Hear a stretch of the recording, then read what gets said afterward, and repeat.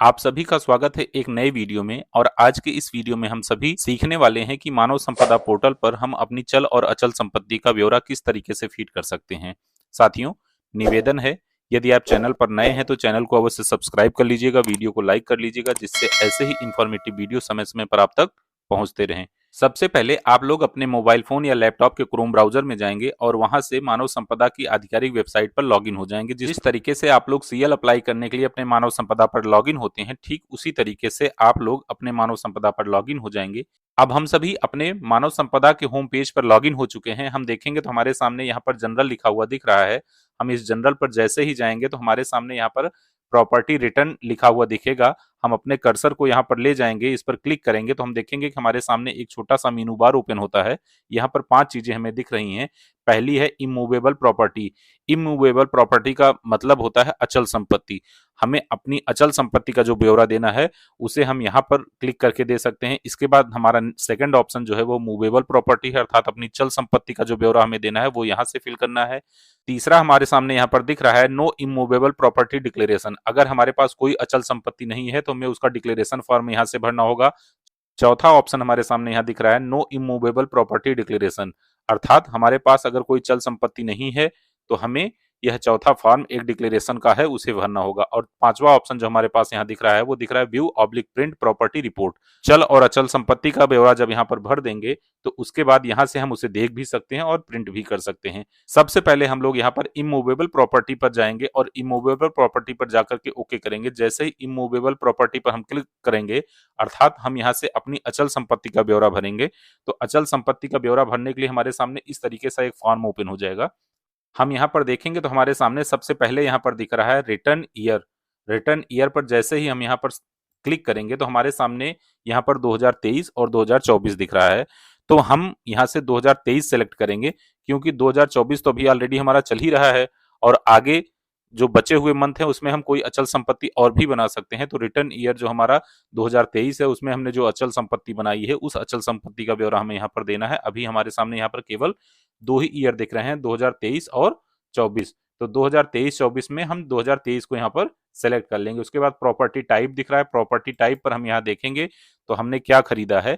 House खरीदा है, कोई बिल्डिंग खरीदी है, कॉमर्शियल बिल्डिंग खरीदी है, रेजिडेंशियल लैंड खरीदा है, या फिर एग्रीकल्चर लैंड खरीदा है, कॉमर्शियल लैंड खरीदा है, या फिर कोई शॉप या दुकान खरीदी है। तो मानते हैं कि हमने कोई रेजिडेंशियल प्लॉट खरीदा है, कोई लैंड खरीदी है, कोई जमीन खरीदी है अपने मकान बनाने के लिए, तो हमने यहाँ से रेजिडेंशियल प्लॉट सेलेक्ट कर लिया है। इसके बाद है area of property. Area of property का मतलब यह है कि आपकी जो प्रॉपर्टी है उसका कितना एरिया है।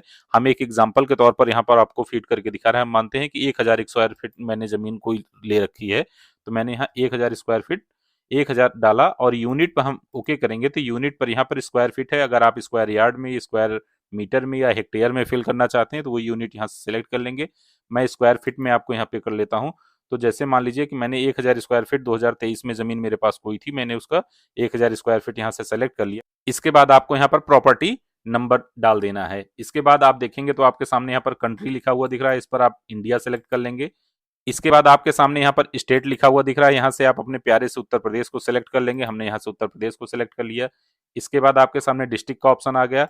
आपका जो भी डिस्ट्रिक्ट हो आप अपने डिस्ट्रिक्ट को यहाँ से सिलेक्ट कर लीजिएगा। इसके बाद नेम ऑफ तहसील, जिस तहसील से हैं आप उस तहसील का नाम आप यहाँ पर लिख देंगे।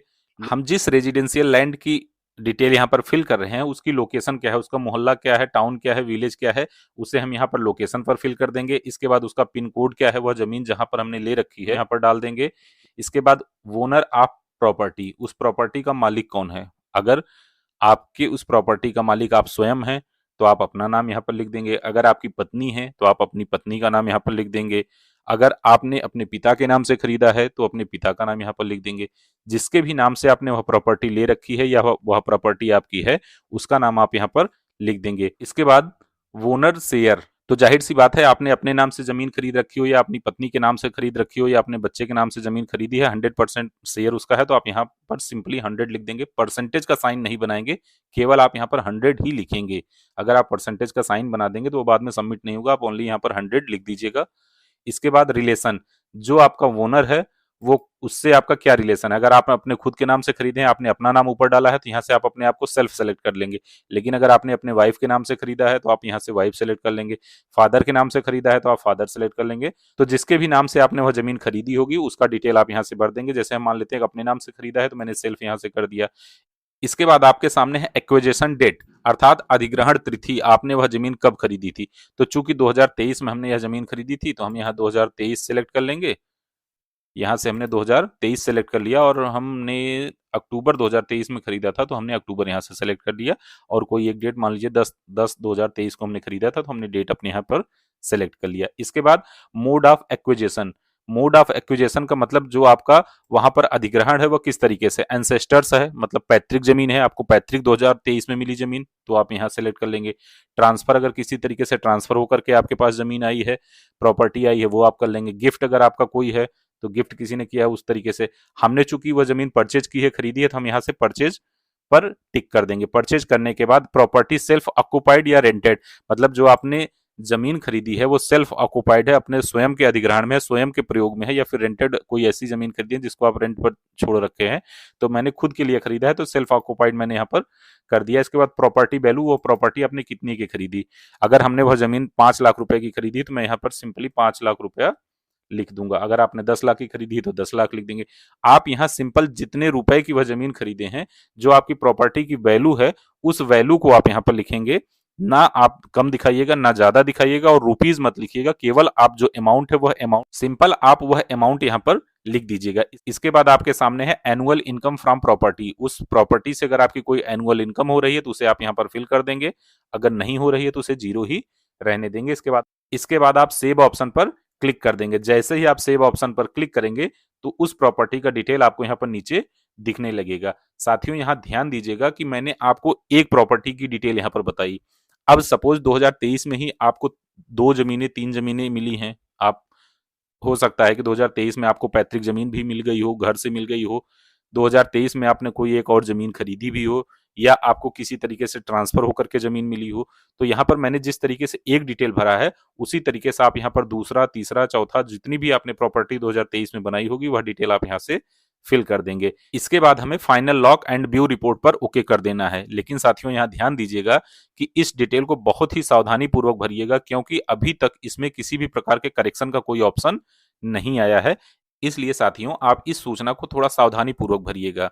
तो इस तरीके से हमने अपने इमूवेबल प्रॉपर्टी का डिटेल भर लिया, अर्थात अचल संपत्ति का विवरण भर लिया है। अब दूसरा ऑप्शन हमारे पास था मूवेबल प्रॉपर्टी, अर्थात चल संपत्ति हमारी। अब साथियों चल संपत्ति और अचल संपत्ति क्या होती है यह आपको बहुत अच्छी तरीके से पता होगा, इस वजह से चल और अचल संपत्ति के बारे में हम चर्चा नहीं करेंगे। आइए अब आपको दिखाते हैं कि आप अपनी चल संपत्ति का विवरण किस तरीके से भरेंगे। तो आप सिंपली यहाँ से फिर से जनरल पे चले जाएंगे, जनरल से प्रॉपर्टी रिटर्न पर आएंगे और प्रॉपर्टी रिटर्न से सेकंड ऑप्शन आपके सामने दिख रहा है मूवेबल प्रॉपर्टी, आपको इस पर क्लिक कर देना है। जैसे ही आप मूवेबल प्रॉपर्टी पर क्लिक करेंगे आपके सामने यहाँ पर इस तरीके का पेज ओपन होगा। यहाँ पर रिटर्न ईयर दिख रहा है, आप यहाँ से सेलेक्ट करेंगे तो 2023-24 दो दिख रहा है। यहाँ से 2023 सेलेक्ट कर लेना है। 2023 इसलिए सेलेक्ट करना है कि क्योंकि 2024 अभी हमारा कंप्लीट नहीं हुआ है, इसलिए हम जो डिटेल देंगे वो 2023 की पिछले सत्र की दे सकते हैं। इसके बाद फिर आर्टिकल टाइप में यहाँ पर आप क्लिक करेंगे तो आपके सामने है शेयर है, इन्वेस्टमेंट है, अदर है। अगर आपने कोई इन्वेस्टमेंट कर रखा है तो वो आप यहाँ पर सेलेक्ट कर लेंगे। किसी भी कंपनी के शेयर वेयर खरीद रखे हैं तो वो आप कर देंगे, या फिर आप अदर कर देंगे। इसके बाद फिर डिस्क्रिप्शन में आप कुछ लिख देंगे, आप जिस भी अपनी चल संपत्ति का विवरण यहाँ देना चाह रहे हैं उसके बारे में आप यहाँ पर डिटेल दे देंगे।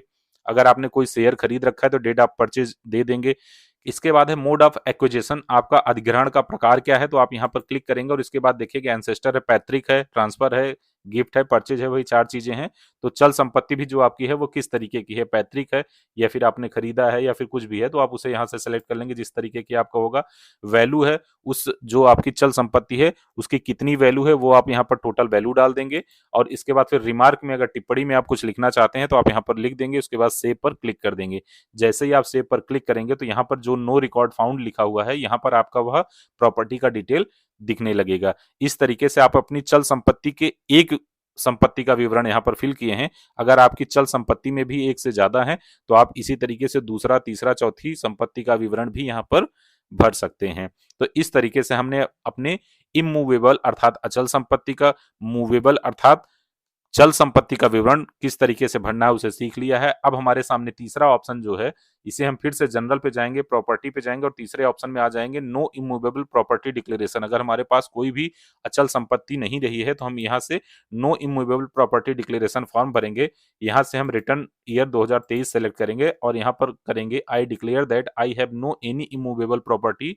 मैं घोषणा करता या करती हूँ कि मेरे पास कोई अचल संपत्ति नहीं है, और सबमिट पर आप क्लिक कर देंगे। जैसे ही आप सबमिट पर क्लिक करेंगे तो आपका यह डिक्लेरेशन फॉर्म कंप्लीट हो जाएगा। अब इसी तरीके से मूवेबल प्रॉपर्टी अर्थात चल संपत्ति का हमें फॉर्म भरना है, तो हम प्रॉपर्टी रिटर्न पर जाएंगे, उसके बाद फिर no movable property declaration form हम यहाँ से ओपन करेंगे। अब हम यहाँ पर फॉर्म भर रहे हैं कि हमारे पास कोई चल संपत्ति 2023 में नहीं रही है, तो हम यहाँ से रिटर्न ईयर 2023 अपना सेलेक्ट कर लेंगे। इसके बाद यहाँ पर लिखा हुआ है I declare that I have no any share investment. मैं घोषणा करता या करती हूँ कि मेरे पास कोई शेयर, कोई निवेश नहीं है। मैं यहाँ से सबमिट पर क्लिक कर दूंगा। जैसे ही मैं सबमिट पर क्लिक करूंगा तो मेरा यह डिक्लेरेशन फॉर्म भी कंप्लीट हो जाएगा। इसके बाद हम यहाँ से फिर से जनरल पे जाएंगे, जनरल के बाद प्रॉपर्टी रिटर्न पे जाएंगे और हमारे सामने 5वां ऑप्शन दिख रहा है view oblique print property report. इस पर हम क्लिक करेंगे। जैसे ही हम क्लिक करेंगे तो हमारे सामने फिर यहाँ से इस तरीके का फाइनल रिपोर्ट पेज ओपन होगा। यहाँ पर हम रिटर्न ईयर 2023 सेलेक्ट करके सबमिट करेंगे और जैसे ही सबमिट करेंगे तो हमारे सामने सारी चल और अचल संपत्ति जो मैंने अभी अपना विवरण ऊपर भरा हुआ था वह विवरण यहाँ पर ओपन हो जाएगा। हम उसे यहाँ से देख भी सकते हैं और यहाँ से प्रिंट भी कर सकते हैं। साथियों, आप लोग इस बात का बहुत विशेष ध्यान दीजिएगा कि इस विवरण को बहुत सावधानी पूर्वक भरिएगा, क्योंकि अभी इस पर किसी भी प्रकार के संशोधन का ऑप्शन नहीं आया है। यदि आपने गलत डाटा फीड कर दिया तो वह गलत ही शो होगा।